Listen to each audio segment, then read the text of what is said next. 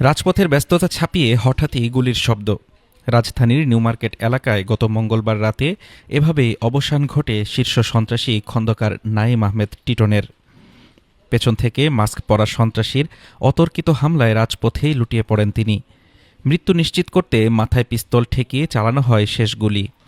এই একটি ঘটনায় জানান দিচ্ছে রাজধানীর আন্ডারওয়ার্ল্ডে শুরু হয়েছে আধিপত্য বিস্তারের নতুন ও রক্তাক্ত এক অধ্যায়। খুনের এই মিছিল কেবল টিটনেই সীমাবদ্ধ নেই। গত বছরের শেষে তেজগাঁও কিংবা পুরান ঢাকার জনাকীর্ণ স্থানে একইভাবে প্রকাশ্যে প্রাণ হারিয়েছেন সন্ত্রাসী তারেক সায়েদ মামুন কিংবা ইনকিলাব মঞ্চের মুখপাত্র শরীফ ওসমান হাদী। পরিসংখ্যান বলছে, দেশজুড়ে হত্যাকাণ্ডের গ্রাফ আশঙ্কাজনক হারে ঊর্ধ্বমুখী। ২০২৩ সালে সারা দেশে খুনের মামলা ছিল ৩,০২৩টি। ২০২৪ সালে তা বেড়ে দাঁড়িয়েছে ৩,৪৪২টিতে। আর গত বছর সেই সংখ্যা ঠেকেছে ৪,৫০০০-এর ঘরে।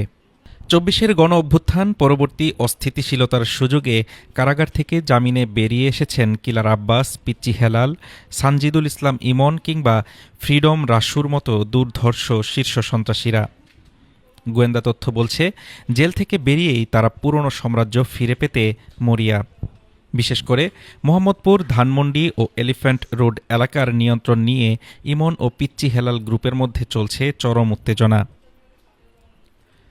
সুইডেন কিংবা দুবাইয়ে বসে অনেক শীর্ষ সন্ত্রাসী ফোন করে দাবি করছেন মোটা অঙ্কের চাঁদা। রাজধানীর অপরাধ জগৎ এখন কয়েক ভাগে বিভক্ত। মিরপুর থেকে কাফরুল এলাকায় যেমন কিলার আব্বাস ও শাহাদাতের তৎপরতা বাড়ছে, তেমনি কারওয়ান বাজার ও ফার্মগেটে টেন্ডার বাণিজ্যের দখল নিতে সক্রিয় হয়ে উঠেছে নতুন নতুন গ্রুপ।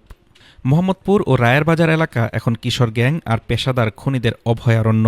অথচ আইনশৃঙ্খলা রক্ষাকারী বাহিনী একে দেখছে কেবল অপরাধী গোষ্ঠীর অভ্যন্তরীণ কোন্দল হিসেবে। ডিএমপির অতিরিক্ত কমিশনার এসএন মোহাম্মদ নজরুল ইসলাম গণমাধ্যমকে জানান, পুলিশ সজাগ রয়েছে এবং সন্ত্রাসীদের গ্রেপ্তারে জোর তৎপরতা চালানো হচ্ছে। এই ঘটনাগুলো সন্ত্রাসী গ্রুপগুলোর মধ্যে ঘটছে, সাধারণ মানুষের এতে ভয় পাওয়ার কিছু নেই। তবে পুলিশের এমন আশ্বাসে স্বস্তি পাচ্ছেন না মানবাধিকার কর্মীরা। তাদের মতে, রাজপথে প্রকাশ্যে গুলির ঘটনা রাষ্ট্রের আইনশৃঙ্খলা ব্যবস্থার ভঙ্গুর রূপকেই ফুটিয়ে তুলছে। অপরাধীদের দ্রুত গ্রেপ্তার করা না গেলে আন্ডারওয়ার্ল্ডের এই আধিপত্য বিস্তারের লড়াই এখনই না থামালে রাজধানীর রাজপথ সাধারণ মানুষের জন্য আরও অনিরাপদ হয়ে ওঠার আশঙ্কা করা হচ্ছে। রাজধানীর এই অপরাধ চিত্র এখন কেবল অন্ধকার গলিতে সীমাবদ্ধ নেই, তা প্রকাশ্য দিবালোকে রাজপথে উঠে এসেছে। নাগরিকদের নিরাপত্তা নিশ্চিত করতে আইনশৃঙ্খলা রক্ষাকারী বাহিনীর আরও কঠোর ও কার্যকর পদক্ষেপ এখন সময়ের দাবি। হাফিজুর রহমান তুষার, ঢাকা টুডে।